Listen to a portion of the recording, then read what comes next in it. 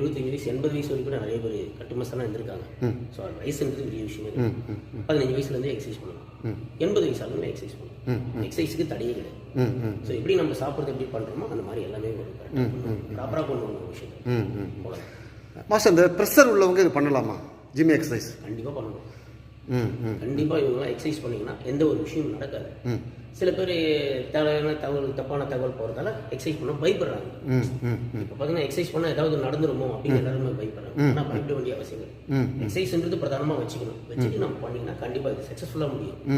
So இடம் body building ஆகணும், அதெல்லாம் ஒன்றும் கிடையாது. உடம்பு ஆரோக்கியமாக இருக்கணும், உடம்புல இருந்து வேறு ஒருத்தனி வெளியே வரணும் அப்படின்னா கண்டிப்பாக நம்ம எக்ஸசைஸ் பண்ணி ஆகணும். நடக்கணும், ஓடணும்.